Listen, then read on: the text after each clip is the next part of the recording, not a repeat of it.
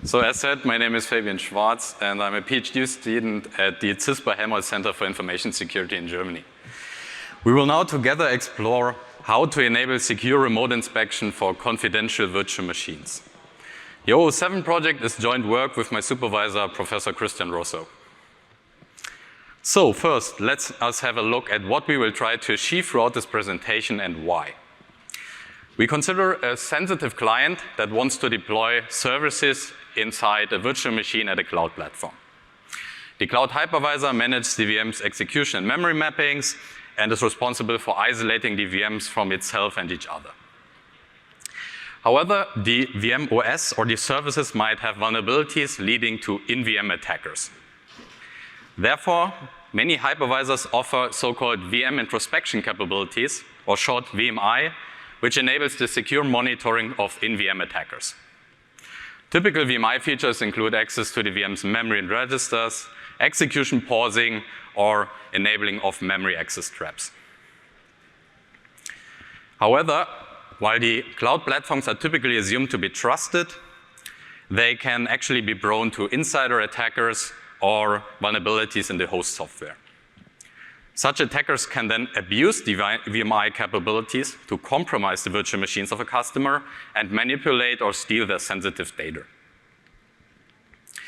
Therefore, confidential computing technologies such as AMD SEV or Intel TDX provide sensitive customers with hardware-protected virtual machines, so-called confidential VMs or short CVMs.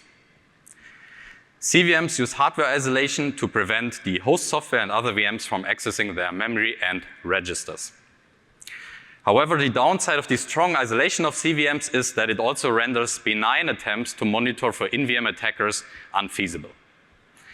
Therefore, the goal of this project has been to find out whether we can re-enable secure remote inspection of confidential virtual machines without breaking their strong security protections. Before diving into the design, let's have a brief look at our threat model.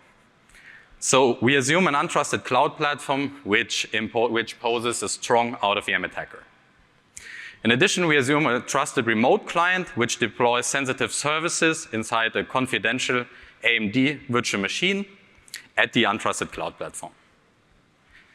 In addition, we assume a second, different attacker inside the confidential VM, for example, in the form of kernel rootkits or malware. Therefore, the sensitive client wants to perform secure remote inspection of its confidential VMs in order to monitor for in-VM attackers. So we will now together have a look at 00SEVen, our solution for secure remote inspection of confidential AMD VMs.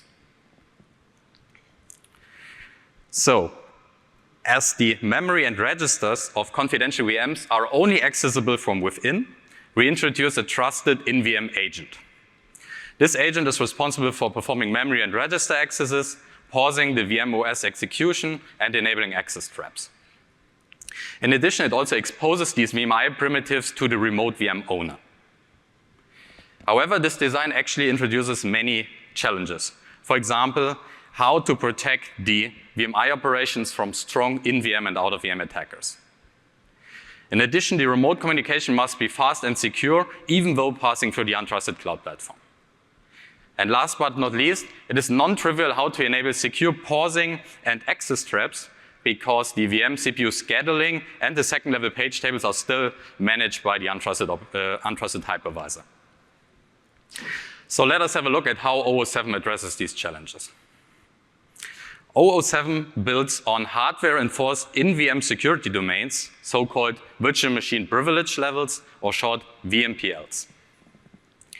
VMPLs are in-VM CPU modes that are orthogonal to the user and kernel modes.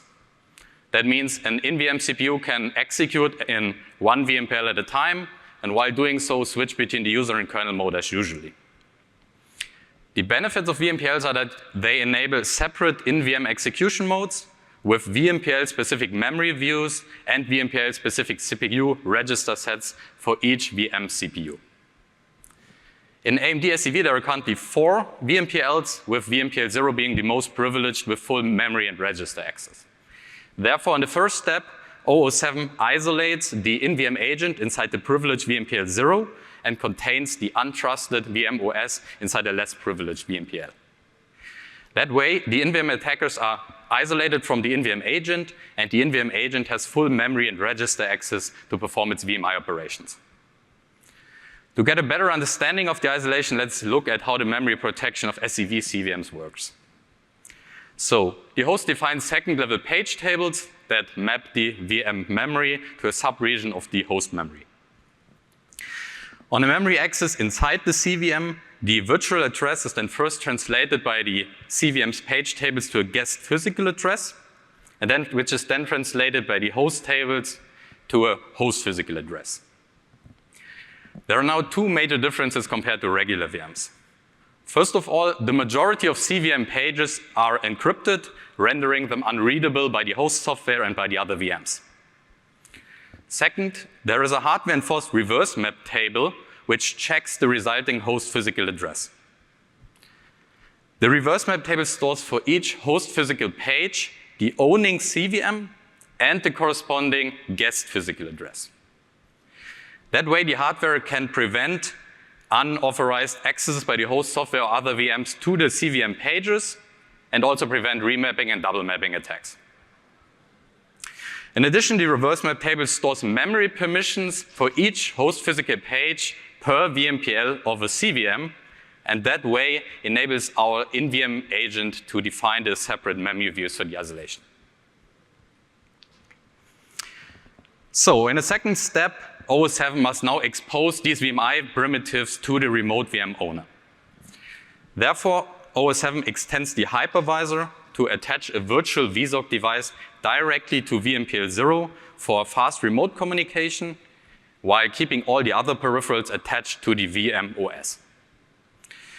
In addition, we add a network proxy at the cloud host layer, which then bridges TCP connections from the remote VM owner via the VSOC device to the in-VM agent, and that way enables the client to send inspection requests to the in-VM agent to actually have a look at the CVM state. To protect the connection, we add TLS endpoints at the client and inside the in-VM agent, and we let the client perform SEV's remote attestation to check that the in-VM agent is actually valid and protected inside VMPL-0. So how can a client now use 00SEVen to actually perform inspection, for example, to check the process list of a CVM for malware processes? So the process list is stored inside the VM's kernel memory, which is located in VMPL-1. In Linux, the init task kernel symbol points to its virtual VMPL-1 start address. So what the analyst first does is locates the kernel page tables inside VMPL-1 using a kernel symbol and a fixed offset in Linux. Afterwards, the analyst can then walk the page tables in order to translate the virtual VMPL-1 start address of the process list to a guest physical address, which the in-VM agent can then map and access in VMPL-0. Afterwards, the agent can then issue the respective read requests to the agent in order to traverse the process list, and in case malware has been found, optionally also access the process memory of that malware. So this would actually conclude the analysis. However, one initial step is actually missing here, which is important.